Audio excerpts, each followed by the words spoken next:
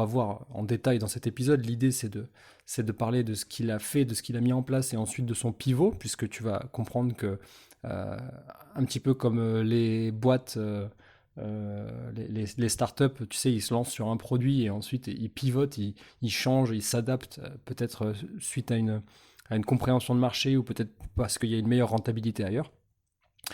Et lui, je pense que c'est dû à plusieurs choses, mais je vais en parler un petit peu après. Et donc, du coup, bah, c'est un personnage, comme je disais tout à l'heure, qui est très ambivalent et qui peut, comment dire, qui peut susciter soit de l'admiration, soit de la détestation, voire même de la neutralité. Il y a des gens qui s'en foutent total, qui font comme s'il n'existait pas, alors que, bon, mine de rien, c'est quand même un personnage qui crée des choses et qui fait un peu bouger le monde euh, de par ses sociétés, les différentes activités qu'il peut avoir. Et j'ai trouvé intéressant qu'ils mettent un pied dans l'immobilier parce que, bon, après, il met un pied, mais c'est timide, hein. C'est timide. Bon, ça parle en plusieurs centaines de millions, mais à l'échelle du marché mondial de l'immobilier, c'est timide, alors qu'il révolutionne le marché automobile, il révolutionne le marché de l'approvisionnement de la NASA, donc via les envois dans l'espace, etc. Et, il fait aussi de l'immobilier, il fait tout un tas d'autres choses, évidemment, hein. On connaît son appétence aussi pour le loop, hein, donc l'hyperloop, le système de transport en commun dans des capsules, donc dans des surfaces closes. Et il y a tout un tas d'autres choses qu'il fait. Mais bon, bref, tout ça pour vous dire, tout ça pour vous dire que l'épisode va parler de ça, de ce qu'il fait, de ce qu'il a fait, de ce qu'il a compris de l'immobilier et qui peut prendre beaucoup de temps à comprendre pour beaucoup d'entre nous. Et donc du coup, on va démarrer avec cet épisode tout doucement, puisque en fait, la première chose que je tenais à te dire, c'est que si tu tapes Elon Musk immobilier sur Google, tu ne trouveras rien, ou alors les seules choses que tu trouveras, c'est qu'il a tout vendu. Il n'a plus rien. Ce qui n'est pas exactement vrai, mais tu vas le voir un peu plus loin. En fait, Elon Musk, il a fait une déclaration, si je dis pas de bêtises, en 2017 ou 2018, disant qu'il allait se séparer de tous ses biens immobiliers, qu'il allait tout vendre, parce que ça correspondait plus à son état d'esprit et à la résilience qu'il cherchait à avoir dans tous les projets qui montaient. Donc on le voit avec Tesla, avec SolarCity, avec, le fait d'envoyer des fusées dans l'espace à moindre coût, parce que c'est quand même beaucoup, beaucoup, beaucoup moins cher que ce qui existait avant. Et donc du coup, lui vraiment, il se dit que en fait, occuper avoir beaucoup d'immobilier et occuper beaucoup d'espace commun, occuper enfin, l'occupation des sols, l'artificialisation des sols, lui, il trouve que c'est quelque chose de négatif et donc du coup, il a décidé de prendre position. On sait qu'il est connu pour ça, prendre des positions fortes. Et donc du coup, il a annoncé qu'il allait vendre tout son immobilier et visiblement, il l'aurait fait.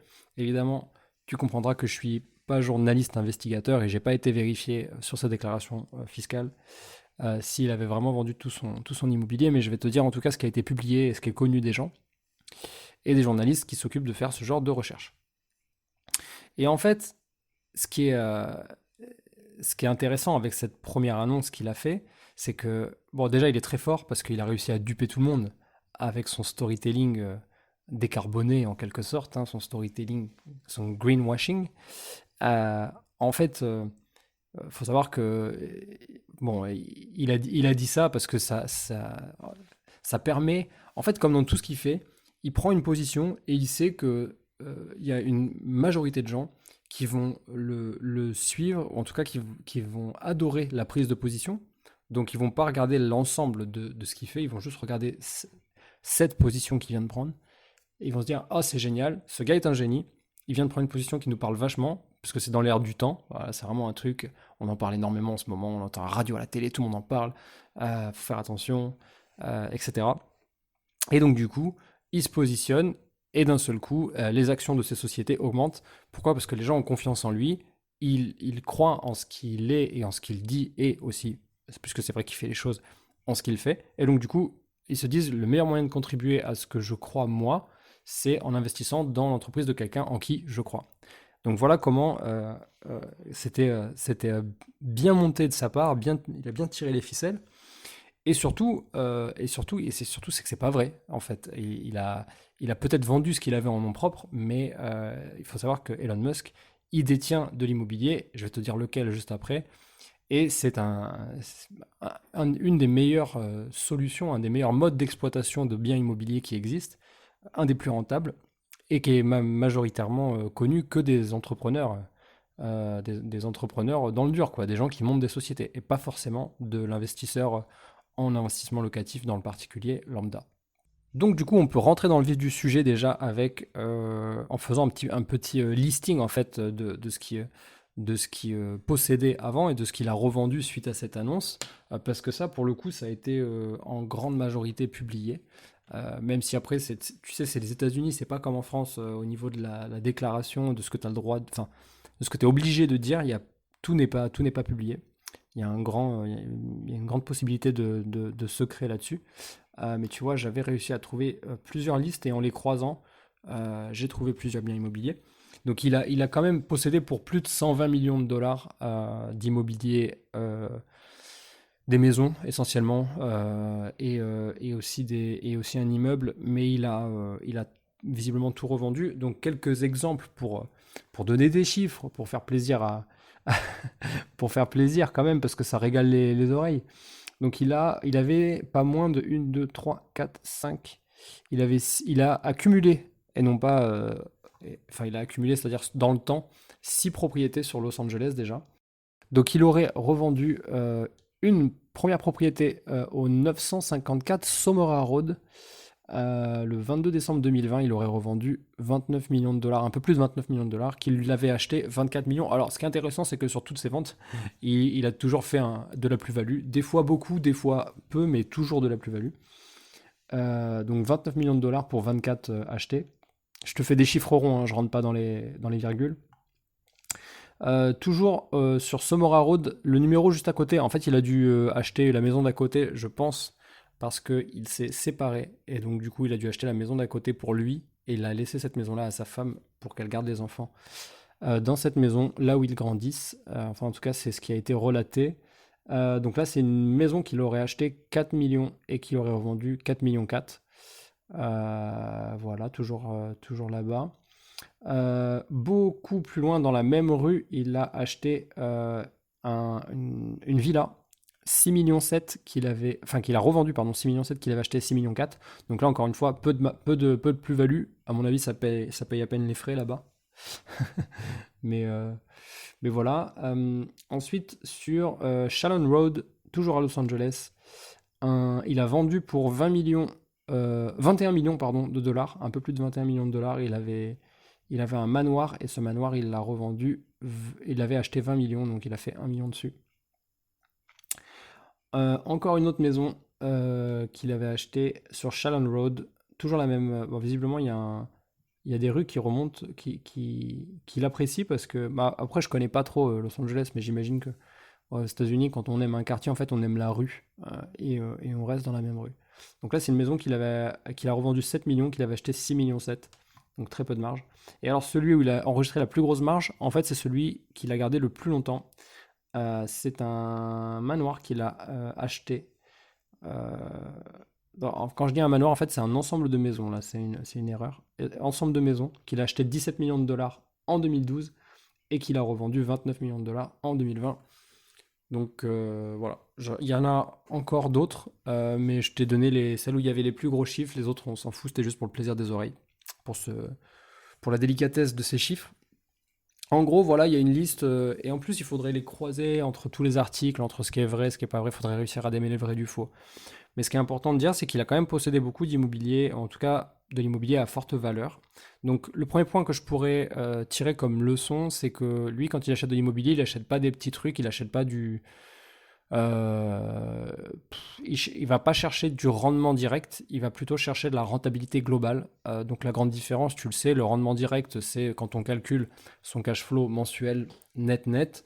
Par exemple, j'ai 500 euros de mensualité de crédit, j'ai 700 euros net à la fin du mois. Du coup, il me reste 200 euros une fois que j'ai payé mon crédit. Ça, c'est le rendement. La rentabilité globale, on la connaît qu'à la revente, en fait. On la connaît qu'à la fin d'une opération, c'est-à-dire quand on n'est plus propriétaire. Et donc lui, il a quand même été chercher des belles rentabilités. Encore une fois, on se rend compte, un petit peu comme l'histoire avec Oussama Hamar, que c'est de l'immobilier de luxe, hein. C'est des villas, c'est des ensembles de lots, c'est des manoirs. Donc, ce qu'on pourrait retenir comme première leçon, c'est que les biens de luxe, de manière générale, ne dévaluent pas, prennent toujours de la valeur. On va utiliser le mot toujours, même il faudrait pas, quoi. Mais voilà, hein, grosso modo, c'est patrimonial. Quand tu revends, tu prends ta plus-value. Il y a toujours un homme plus riche que toi ou une femme plus riche que toi qui aura besoin d'acheter. Donc jusque-là, tout va bien. Et alors maintenant, qu'est-ce qu'il possède, notre ami Elon? Qu'est-ce qu'il possède? Eh ben alors visiblement, il posséderait pas grand-chose. Donc là, c'est la partie un peu marrante, on va dire, de cet épisode où on va revenir sur un petit coup de com', parce qu'il est malin, le Elon. Donc en fait, bon, il est suffisamment riche et il a suffisamment de sociétés pour vivre à l'hôtel, pour vivre à l'hôtel et le justifier. Et d'ailleurs, il a posté sur Twitter, si je pouvais le justifier, je vivrais à l'hôtel toute l'année. Donc c'est une déclaration qui est un peu bizarre parce que on se dit, il a plein de boîtes, on connaît tous des gens, des hommes politiques ou des hommes d'affaires qui vivent une grande partie de l'année à l'hôtel parce qu'ils sont tout le temps en déplacement, ils ont besoin d'être en déplacement, etc.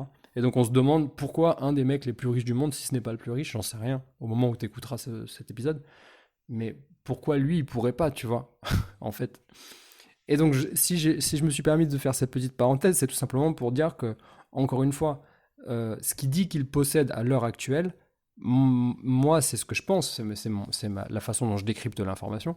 Je pense que c'est uniquement un coup de com' parce qu'en fait notre ami Elon, il s'est associé, il a fait un partenariat entre Tesla et une boîte qui s'appelle Boxable Casita. Et alors là, tu vas me dire, mais qu'est-ce que je raconte encore? Boxable Casita, qu'est-ce que c'est? C'est des maisons pliables et donc du coup dépliables, que tu achètes, qui arrivent sur un container. Et en fait, c'est une maison carrée. Donc c'est l'équivalent d'un T2 en fait. T'as une chambre à part. Mais c'est une maison carrée et donc c'est assez intéressant. Je t'invite à aller voir sur le site ce qu'ils font et tu vas comprendre. Je vais reprendre le fil de mon histoire juste après. Donc c'est boxable, boxabl.com. Voilà, il n'y a pas le E en fait à la fin, boxable.com. C'est une boîte américaine et le fondateur est mexicain quoi, d'origine mexicaine. Et il a appelé ça la Boxable Casita parce que c'est un truc, voilà, dans les pays d'Amérique latine, quand t'as pas d'argent, t'as pas de grande maison. Donc ta petite maison, c'est ce qu'on appelle une casita. Et donc il s'est dit, lui qui est ingénieur de formation, je vais monter une casita mais pliable et ça va certainement venir aider certaines personnes qui ont des problèmes de logement, notamment dans les grandes villes américaines, ça existe. Il y a le marché extrêmement tendu, on connaît aussi ça évidemment en France. Bref, je te la fais courte. Notre ami Elon, il a pris des parts chez Boxable, même si c'est un projet, donc c'est une startup, donc ça veut dire quoi? Ça veut dire que aujourd'hui ils sont pas rentables parce que ils n'ont pas le produit. Le produit, c'est que de la R&D et de l'expo. Donc du coup, ils cherchent à faire une production industrielle. Aujourd'hui, ils ont commencé à livrer leur première maison. Et ils se sont dit, le meilleur coup de com' possible, ça serait d'avoir quelqu'un d'hyper clivant qui dise que lui, il est client Boxable. Donc Elon, il a dit, moi je ne possède plus rien. La seule maison que je possède, c'est une maison Boxable. Et en plus, elle m'appartient même pas, elle appartient à l'une de mes sociétés, Tesla, et d'ailleurs la maison est sur d'ailleurs, petite anecdote, il dit qu'il ne s'en sert en fait que quand il est sur place, en fait, quand il a besoin de travailler pour Tesla, etc. Donc en gros, c'est comme si je te disais, je dors au bureau, sauf que je sors du bureau, je fais 50 mètres et je vais dans ma casita, quoi, tu vois. Donc c'est un peu marrant, ça ressemble à une sorte d'Ageco plus, un peu amélioré, avec de la déco à l'intérieur et de l'électroménager. Et c'est vrai, il y a des images de ça, donc cette maison existe bien, elle a été mise sur un des parkings chez Tesla. Et donc du coup, notre ami Elon, il a plus d'immobilier en nom propre, il a que cette maison, en tout cas c'est là où il vit quand il est tout seul et quand il travaille. Mais il va pas nous la faire à l'envers, on sait très bien que il a eu plusieurs vies. Il a des femmes, enfin, en tout cas des ex-femmes, il a encore une femme, il a des enfants. D'ailleurs, sa femme actuelle, avec sa fille, ils vivent dans une maison, une véritable maison construite, mais visiblement qui n'a pas grande valeur, qui aurait une valeur foncière de 45 000 $ d'après ce qu'on peut trouver sur Internet, mais encore une fois, je ne peux pas vérifier cette info. Et elle dit, elle déclare qu'ils vivent vraiment chichement. C'est que ils vivent comme un Américain moyen, voire même modeste. Euh, c'est toujours hyper difficile à croire, mais quand même, voilà, c'est ce qu'il déclare. Évidemment, la maison, elle est à son nom à elle et non pas au nom d'Elon. Donc tu vois, il y a quand même pas mal de trucs qu'on connaît, nous, en France. Le nombre d'hommes d'affaires qui n'ont pas d'immobilier à leur nom, ou les hommes politiques, parce que c'est des gros malins, ils se marient avec des femmes, ces femmes possèdent beaucoup d'immobilier. Bon, bah voilà, on connaît. On connaît la sauce. Donc c'est un petit peu ce qu'il nous a fait. Donc ça, c'est sa façon à lui de décarboner l'immobilier. Voilà. Euh, donc du coup, où, la maison où vit ses enfants, enfin en tout cas sa femme et son enfant actuel, n'est pas à son nom. Mais par contre, il y a tout un tas d'autres maisons qu'il a eu possédées et qu'il a revendues. Et tu vas comprendre pourquoi je te dis ça. Qu'il a revendu avec très peu de négociations, si ce n'est pas de négociation, pardon, de marge, si ce n'est pas de marge, tout simplement parce qu'il les a revendues à ses ex-femmes. En fait, il les a revendues à ses ex-femmes pour qu'elles puissent conserver la maison et y vivre avec leurs enfants, les enfants qu'ils ont eus ensemble. Tu vois un petit peu, en fait, on n'est pas sur quelqu'un, en fait, qui avait vraiment une intention de, verte, en fait. C'était pas ça. Peut-être que je m'exprime pas très bien, mais en gros, ce que je veux dire, c'est que il s'en foutait au moment où il l'a dit. Juste, il voulait faire un petit coup de buzz. Il voulait que ce qu'il prend dans la boîte Boxable, bah, ça prenne vraiment de la valeur. Les parts qu'il a prises dans cette boîte prennent de la valeur, que ce partenariat fonctionne. Bah, du coup, le meilleur moyen, c'est de faire un gros buzz dessus en disant bah, moi, j'ai rien d'autre que ça. Et ça va très bien, ça marche très bien, ça fait l'affaire. Pourquoi vous n'essayeriez pas ça? Très difficile à dire. Bref, donc voilà comment il a mis en avant Boxable, et j'ai trouvé ça très smart, avec toute la roublardise qu'on peut connaître à ce type de chef d'entreprise. Donc la déclaration, si je pouvais le justifier, je vivrais à l'hôtel toute l'année. Mon gars, tu peux largement le justifier, et je pense que tu vis une grande partie de l'année à l'hôtel déjà. Voilà. Et alors tu vas me dire, Mathieu, oui, mais là ça fait déjà 20 minutes qu'on papote, on a discuté, je t'ai expliqué ce qu'il avait fait avant avec l'immobilier, mais où est-ce qu'on en est maintenant? Pourquoi tu penses qu'il a de l'immobilier, etc. Effectivement, il a toujours de l'immobilier. Sauf que c'est pas en son nom à lui.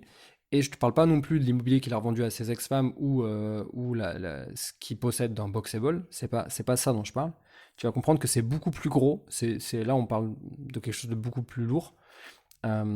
Et il possède bien de l'immobilier. Et tu vas comprendre que, à mon avis, il y a des leçons à tirer de cet homme brillant. Parce que euh, moi, j'en fréquente énormément des investisseurs. J'ai remarqué qu'il y avait plusieurs paliers, il y avait plusieurs niveaux chez les investisseurs. Et ceux que je n'arrive pas à fréquenter, donc c'est-à-dire ceux qui sont à un niveau, ils sont pas fréquentables, non pas parce que c'est des mauvaises personnes, mais parce que ils sont trop discrets, trop déconnectés de qui je suis à l'heure actuelle, etc. Et encore une fois, je ne sais pas si je mets les bonnes formes pour m'expliquer, mais je pense que tu comprends. Ce que je veux dire par là, c'est qu'il y a vraiment des gens qui sont trop gros. C'est même plus des poissons, c'est pas des gros poissons, c'est des baleines à ce niveau-là. Et on nage pas à la même, tu vois, on nage pas à la même hauteur. Les baleines, elles nagent beaucoup plus profond. Et là, Elon, c'est ça, lui. Son immobilier à lui, c'est de l'immobilier de big whale, de grosses baleines. Et lui, c'est l'immobilier qui est en fait rattaché à ses usines de production. Donc tu le sais, lui c'est un industriel automobile, industriel électronique, industriel SaaS, parce qu'il développe aussi, ça peu de gens le savent, mais il développe aussi beaucoup de logiciels SaaS qu'il utilise dans ses propres entreprises, mais aussi qu'il revend à d'autres, par exemple d'autres constructeurs automobiles. Donc voilà, c'est les technologies qu'on trouve dans les BMW, dans les Mercedes, qui viennent de chez Tesla en fait, qui sont produits, c'est des logiciels SaaS qui sont produits par Tesla et aussi par SpaceX. Donc, ils ont besoin d'usines pour développer leurs produits, ils ont besoin d'industries, et donc ces industries-là, c'est de l'immobilier. c'est du foncier, c'est c'est de la surface, c'est des terres. SolarCity, c'est des millions et des millions de mètres carrés, c'est des hectares, c'est immense, et ça leur appartient. Et grosso modo, en fait, il a compris deux trucs. Alors déjà, d'une part, par rapport aux usines, il a compris que euh, yes, l'immobilier, ça rend des gens millionnaires, ça rend des gens riches, etc. Mais ce qui a rendu le plus de gens riches, c'est pas l'immobilier, c'est faux. Alors, il faut vraiment que ce truc s'arrête parce que je l'entends en boucle. Euh, mais pourtant, j'ai l'impression de ne pas beaucoup connaître de millionnaires en immobilier, donc c'est bizarre. Il faut vraiment que ça s'arrête cette histoire. Non, ce qui a rendu vraiment le plus de millionnaires, euh, ce qui a créé le plus de millionnaires, c'est l'entrepreneuriat. C'est l'entrepreneuriat, c'est la création de valeur, c'est créer des entreprises, employer des gens, faire tourner l'économie, vendre des produits ou des services, créer des projets, les réussir ou pas, c'est pas grave. Mais tout ça, ça crée de la richesse, ça crée beaucoup de richesse, et ça permet aussi de payer des impôts, et donc du coup, c'est vertueux. Et du coup, vu que c'est ça qui rend le plus riche et que Elon il l'a compris, tu te rends bien compte que, par exemple, pourquoi on n'entend jamais parler de Elon Musk vient d'acheter 2 hectares pour construire des immeubles façon Trump, tu vois, un peu, ou des complexes, la tour Musk. Tu vois, on n'entend jamais la tour Musk, on entend toujours la tour Tower, comment on appelle ça, la tower, la Trump Tower, tu vois, on n'entend jamais la Musk Tower. Non, parce qu'en fait, ça l'intéresse pas. Ça l'intéresse pas. Ça, c'est du gain petit pour lui. C'est-à-dire que lui, il a compris que sa zone de génie, c'était dans la création d'entreprises à forte valeur ajoutée et à forte marge. Du coup, pas de souci. Il préfère ne pas faire de l'immobilier façon Trump, mais plutôt faire de l'immobilier façon Musk, c'est-à-dire construire des industries qui vont servir ces entreprises et baquer ces industries parce qu'ils en sont propriétaires, et elle est là toute la nuance avec certaines autres entreprises où ils ne sont pas propriétaires de leurs industries, de leurs unités de production. Eux, ils en sont propriétaires. Et donc, du coup, ça fait que l'immobilier qui est baqué sur Tesla ou sur SpaceX, bah, il vaut une fortune. Et c'est comme ça qu'on peut venir sécuriser des comptes d'exploitation. On vient sécuriser des comptes d'exploitation parce qu'il y a de l'actif net qui est de l'immobilier. Alors peut-être qu'ils se sont endettés, peut-être qu'ils ont levé des fonds pour l'immobilier, etc. Mais peu importe, tant que l'entreprise elle est rentable et qu'elle rembourse la dette et qu'elle paye ses actionnaires, bon bah dans ce cas-là, l'immobilier a une valeur nette, a un actif net positif. Et donc tant que l'actif net est positif, bah, pour lui ça roule. Donc voilà, tu comprendras que ça c'est le premier point. Donc les usines, les unités de production, ça c'est l'immobilier de Musk. C'est ça son vrai immobilier. C'est là qu'il a tout compris. C'est là le génie du mec. Mais il y a encore un autre niveau, tu vois. Il y a le génie de la lampe, tu vois, et il y a le génie plus plus. Et là, mon gars, t'es pas prêt. Accroche-toi bien. Je sais pas si je sais pas où t'es là. Je sais pas si t'es dans le métro, si t'es dans ta voiture, en train de faire ta petite marche nocturne, j'en sais rien. Mais là, ce niveau-là, t'es pas prêt. En gros, tu vois, SolarCity, euh, c'est ce qu'il a inventé pour dire, ouais, je vais réussir à stocker de l'énergie qui vient du soleil sur des terres qu'on n'exploite pas, donc qui sont perdues, donc qui ont une valeur nulle pour la société, mais qui pourraient permettre d'emmagasiner beaucoup d'énergie positive via le système du photovoltaïque. Donc lui, il a créé des champs dans le désert, des champs de panneaux photovoltaïques, et donc il a appelé ça Solar City. Donc c'est baqué à des usines, où dans ces usines, il y a beaucoup de... Il y a des, il y a des systèmes qui viennent emmagasiner l'énergie. Je suis pas du tout un professionnel de cette... je suis pas ingénieur ou quoi, donc peut-être que j'emploie pas les bons termes. Faudra pas hésiter à me reprendre dans les commentaires, il y a aucun souci. Mais du coup, il a inventé ce truc-là et tu vas comprendre là où je viens. Alors déjà, ils achètent les terres, donc ils en sont propriétaires, et ils viennent créer de la valeur dessus. Alors c'est sûr qu'au début, il n'y a personne qui croyait. On dit oui, oui, bon bah d'accord, mais là, vous achetez ça, vous allez créer, peut-être que vous allez emmagasiner de la chaleur, de l'électricité, de l'énergie, mais ça va peut-être pas faire augmenter le prix du foncier. Sauf que ce qui s'est passé, c'est qu'en même temps, alors je sais pas si c'est une coïncidence ou s'il le savait, j'ai quand même du mal à croire aux coïncidences dans l'entrepreneuriat, je dois avouer. Ce qui s'est passé, c'est que notre ami, en fait, il bénéficie du système des crédits carbone. Et alors là, je pense que tu as compris là où je voulais en venir. Crédit carbone, c'est quoi? Juste, je te la fais courte. Tu as des entreprises qui polluent, je vais dire comme ça, en fait, qui sont générateurs qui ont une empreinte carbone forte, et tu as des entreprises qui ont une empreinte carbone neutre, d'autres faibles, et d'autres complètement... en fait, c'est le contraire. Ils sont résilients. Donc ça veut dire que ils sont à zéro, ou alors même moins, ils produisent plus d'énergie que ce qu'ils en consomment, et donc du coup, ils, ne, ils ont une empreinte carbone neutre. Bon, jusque-là, tout va bien, tu me suis. Et donc lui, grâce à SolarCity et Tesla, mais de toute façon SolarCity c'est backé à Tesla, donc c'est la même chose. Euh, il a, euh, en fait, il a un champ. Imagine un champ. T'es un agriculteur. T'as un champ. Le champ il t'appartient. Sur ce champ, tout le temps, t'as tout le temps des pommes de terre qui poussent. Tout le temps, tout le temps, tout le temps. Ça s'arrête jamais. Ça pousse, ça pousse, ça pousse en été, en hiver, au printemps, en automne. Ça pousse tout le temps. T'as besoin de rien faire, ça pousse. Comparé à quelqu'un d'autre qui a un champ, et lui par contre il pousse, il y a rien qui pousse. Forcément, tu as un avantage concurrentiel fort. Et lui, c'est ça. Il a des champs, sauf que c'est pas des pommes de terre, évidemment. C'est des panneaux photovoltaïques qui emmagasinent de l'énergie, et ça en crée tout le temps, même en hiver, même quand il fait pas beau. Ça emmagasine de l'énergie, et donc cette énergie qu'il emmagasine, lui, il s'en sert. Il s'en sert, peut-être qu'il revend l'énergie, je connais pas du tout les systèmes là-bas, comment ça fonctionne, etc. Mais en tout cas, ce qui est sûr, c'est que en échange de cette énergie qu'il produit, donc du coup, il devient producteur d'énergie, il a ce qu'on appelle des crédits carbone. Et donc, grâce aux crédits carbone, il va pouvoir venir compenser la dette carbone des entreprises qui polluent plus. Donc, tu vas avoir peut-être un Elf ou un Total qui pollue à mort, qui va venir compenser de cette pollution en payant. Donc, c'est pas une taxe, hein, c'est vraiment. C'est de l'échange, c'est de l'échange de pollution. Donc, on vend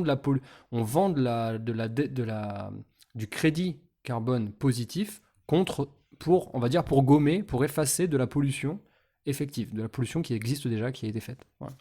Pour dire, voilà, c'est une manière de venir compenser. Par exemple, un Total, il va dire, bah, moi, je suis pas capable. Et encore, c'est pas exactement vrai, c'est un mauvais exemple, mais n'importe quelle boîte qui pollue beaucoup, une industrie, par exemple, qui va dire, bah, moi, j'ai pollué, et en crédit carbone, ça vaut 150 000 dollars. Et ben moi, c'est pour cette année, du coup, je vais acheter ces 150 000 dollars à un distributeur. Et je ne sais pas comment le marché est régulé aux États-Unis. En France, ça passe tout par la même case. Mais en gros, aux États-Unis, le revendeur, par exemple, pour cet industriel, ça pourrait être Tesla. Et donc, du coup, il va payer Tesla 150 000 dollars pour venir effacer cette pollution, et arriver dans la norme qui lui est imposée, ou à la neutralité, c'est-à-dire à zéro, être résilient. Ok, donc du coup, maintenant que je te dis ça, tu as compris que en fait, il a inventé une machine, donc une usine à cash, qui consiste uniquement à avoir des terres, des panneaux photovoltaïques, emmagasiner l'énergie, prouver qu'il a bien emmagasiné telle quantité, et que la valeur sur le marché du crédit carbone, c'est exemple 3 milliards, parce que si je te dis pas de bêtises, je t'avais trouvé ça sur Wikipédia. Recharge, réseau superchargeur. C'est pas ça, mais il y a aussi les réseaux superchargeurs. Oh là là, faut qu'on en parle de ça. Pou, pou, pou. Voilà, les ventes de Tesla Energy ont progressé. Donc Tesla Energy, c'est la filiale de Tesla qui permet de revendre les crédits carbone, et ont progressé de 40% en 2022, atteignant 3,9 milliards de dollars, soit 5% du chiffre d'affaires du groupe Tesla. Voilà. Bon, bah voilà les gars, qu'est-ce que je peux vous dire de plus que ça? C'est énorme.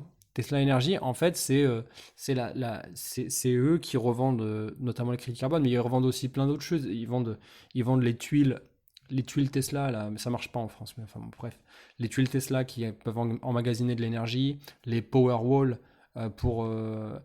donc pour stocker cette énergie dans les maisons. Enfin bref, voilà, voilà un petit peu le double effet qui se coule de l'immobilier d'entreprise, donc l'immobilier commercial d'Elon Musk. Et du coup, moi, j'ai une question qui me vient, parce que euh, quand je vois... Bon, lui, il a décidé... Bon, lui, vraiment, le coup de génie, le super génie, c'est vraiment les photovoltaïques dans le Nevada, là, dans le désert. Ça, c'est extraordinaire. Mais j'ai une question qui me vient. Est-ce que tu t'es déjà posé la question, toi, en tant qu'investisseur ou néo-investisseur, je sais pas, euh, peut-être que l'immobilier le plus rentable, c'est peut-être pas l'immobilier locatif. Est-ce que ça serait pas l'immobilier commercial, tu vois. Moi, j'en connais assez peu au final des investisseurs qui font de l'immobilier commercial. À chaque fois que j'en rencontre, c'est un petit commerce, genre en rez-de-chaussée d'un immeuble qu'ils auraient acheté. Mais c'est plus, on va dire, un effet d'opportunité qu'une. Ça fait partie du parc, mais c'est pas une stratégie. Euh, alors que je pense vraiment qu'il y a une stratégie peut-être à déployer. Et c'est une question ouverte, c'est vraiment une question qui amène, qui peut peut-être amener un débat, qui amènera certainement d'autres épisodes et voire, je pense très certainement une interview si j'arrive à trouver quelqu'un qui qui m'inspire et qui utilise ce mode d'exploitation. Mais je pense que c'est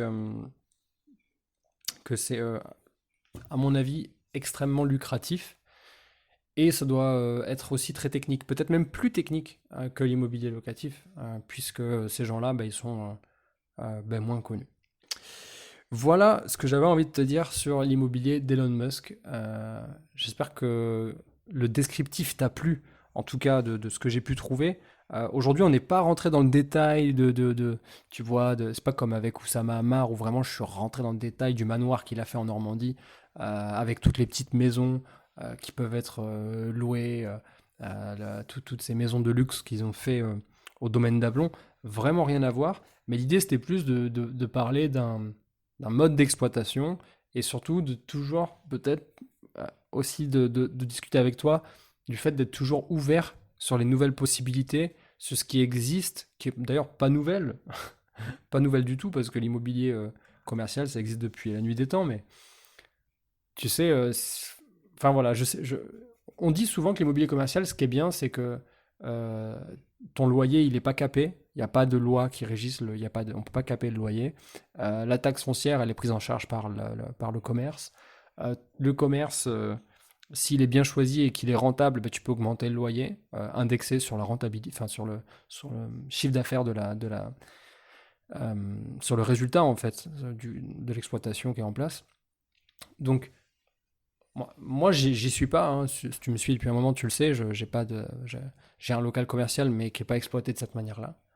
Et voilà. Donc je laisse la porte ouverte au débat et à tes questions. Si tu en as, tu n'hésites pas. Tu sais que tu peux m'écrire sur l'Instagram, donc Chronique Imo Podcast, tout attaché, ou tu peux directement nous rejoindre sur le groupe Telegram. Donc tu vas sur Telegram et dans la barre de recherche, tu tapes Pensée Imo, Pensée PENSER plus loin IMO. C'est un petit groupe où on discute, où j'essaye d'animer, je fais des petites vidéos de temps en temps, et où je réponds aux questions quand il y en a. On va terminer cet épisode par la question du jour. Et alors là, la question, elle est toute trouvée puisque c'est une question de moi-même. C'est une question que je me suis posée parce que j'avais rendez-vous chez le notaire il y a quelques jours. Et on arrive à quelques jours, enfin on arrive juste avant le week-end, avant la signature. La signature était un lundi. Et on se rend compte qu'on n'a pas pris, avec mes associés, l'assurance P&O, tu sais, l'assurance propriétaire non occupant. Et donc du coup, je pose la question dans un groupe d'investisseurs dans lequel j'ai été invité, parce que je voulais aussi, j'avais ma petite idée quand même, hein, je dois avouer, mais je pose la question dans le groupe pour savoir si les gens ont la réponse exacte, s'ils sont sur deux, et dans tous les cas, je pourrais toujours demander à mon notaire, mais je me suis dit, je vais demander. Et donc la question était, est-ce que le notaire peut bloquer l'acte définitif sous prétexte que je n'ai pas encore signé mon assurance P&O? Et j'ai eu... donc en fait, quand je pose une question comme ça, c'est une question fermée, il y a des oui, il y a des non, et j'ai eu les deux. Mais j'ai eu la réponse exacte, donc il y a vraiment des gens qui connaissent, donc ça c'est cool. Donc la réponse exacte c'est non, il ne peut pas bloquer la vente, parce qu'en fait, il a un devoir de conseil par rapport à ça, mais il n'a pas de pouvoir exécutoire. Donc il ne peut pas te forcer à prendre une assurance. Voilà. Il faut savoir que les propriétaires bailleurs ont l'obligation depuis 2014 d'avoir une assurance propriétaire non occupant. C'est-à-dire qu'en plus donc je ne sais pas si tu l'as, si on en a parlé, je pense que oui quand même, mais si tu es propriétaire d'un bien immobilier et que tu dis à tes locataires, prenez une assurance, c'est obligatoire, donc une multirisque habitation, c'est comme ça que ça s'appelle. Ben, sache que toi aussi, tu es redevable d'une assurance, sauf que la tienne, elle s'appelle multirisque PNO, multirisque propriétaire non occupant. Et pour la non-occupant, il y a tout un tas d'options supplémentaires qui existent et qui n'existent pas pour le locataire. Donc je t'invite à te rapprocher de ton assurance pour discuter des options qui existent. Donc voilà, ton notaire ne pourrait pas. Du coup, il n'a pas bloqué la vente. On a été à l'acte définitif, on a signé. C'était super cool. Enfin, dans le sens où moi je suis toujours très heureux de rentrer un bien supplémentaire dans mon parc. Évidemment, qui dit nouveau bien dit tout un tas de clés. Donc j'ai sorti mon meilleur passe-partout pour aller voir le bien, faire l'état des lieux des travaux, faire une petite liste de ce qu'on va avoir à faire. Et bien sûr, les travaux vont commencer très bientôt pour ce bien. Donc voilà, pour toi, je te souhaite... Ah oui, la reco de la semaine, j'ai oublié de te dire, du coup, c'est pas un livre que j'ai lu récemment, mais je l'ai lu deux fois, je l'ai lu en anglais et en français, la première fois en anglais, et évidemment, tu l'auras compris, c'est la biographie de notre ami Elon Musk. Superbe biographie. Je te le conseille parce que il n'a pas souhaité qu'elle, qu'elle existe à la base. Ça a été un long combat pour qu'il l'accepte, mais ce qui est génial, c'est que quand il l'a accepté, il a du coup, et il est très intelligent, il a comment dire, il a carrément proposé au biographe, qui est un journaliste si je dis pas de bêtises, du Times Magazine. Peut-être que je me trompe, mais bon, voilà. Tu iras regarder. Je te mettrai le lien quelque part au-dessus, en dessous, tu regarderas. Biographie d'Elon Musk, qui est extraordinaire. Par contre, elle parle pas du tout, je te le dis tout de suite, si tu cherches des infos sur son immobilier, c'est pas ça, vraiment. Ça, c'était l'épisode du jour. Mais par contre, ça peut te plaire. Ça peut te plaire parce que il y a des exemples incroyables de résilience. Mais vraiment, un mec, il a vraiment on lui a vraiment fermé beaucoup de portes, donc c'est assez incroyable qu'il en soit arrivé là. Il n'a pas eu de facilité, faut pas croire qu'il a eu de la facilité. Donc ça c'est génial parce que c'est un bel exemple de résilience.